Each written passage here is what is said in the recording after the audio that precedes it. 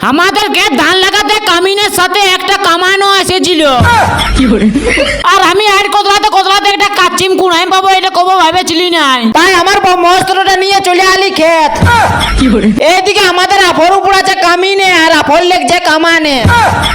আর আমি আফর গিলা ছিটে দিছি। এই দুটো ক্ষেত আজকে কোতলাবো, তাই বেশি দেরি নাই করবো, কারণ দেরি করলে লেট হয় আর লেট করলে দেরি হয়। তাই 5G স্পিডে আর কোতলাতে শুরু করে দিলি, আর কোতলাতে ঘামে সিনাই গেলি।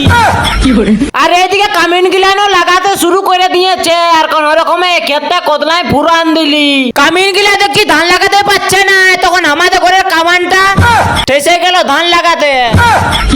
আর আমি কিসে কম, তখন আমিও ঢুকে গেলি ধান লাগাবার জন্য। আর ধান লাগাতে শুরু করে দিলি, একটি দুটি গুঁজতে বিরক্ত লাগতেছিল, তখন গোটা আটিটাই গুঁজে দিলি। আমাদের এই ক্ষেত্রে কয়েকটা আপর কম হতেছিল, তখন দাদা লোকের ক্ষেত্রে আপর চুরি করে আনতেছিল। এই ক্ষেত্রে আবার কোতলাবো, আর কোতলাতে একটা কচ্ছপ পেয়ে গেলি। এই ক্ষেতগুলো আমাদের জল ধারে আছে, ওটার জন্য কচ্ছপটা পালি। তখন দাদা কচ্ছপটাকে নিয়ে চলে গেল দোকান দিয়ে, আর দোকানে দুটো দিলখুশ নিয়ে আইলো। তখন আমি একটাকে নিয়ে পুরা রাক্ষসের মতন খাতেছিলি। সঙ্গে 1 গিলাস মহুলে ঢকায় মারে লিলি। আর দাদাকে যে কুকুরের মতন 4টে পুটে কাছে।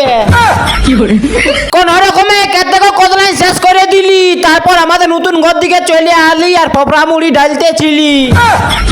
আর এক টিফিন ঘুগনি দিয়ে মশলা খানা স্টাইলে সাইনে ছাগল ডাইনের মতন পোসাইন খাতেছিলি। আর ভিডিওটা কেমন হয়েছে অবশ্যই কমেন্ট করে জানাবে। বাই।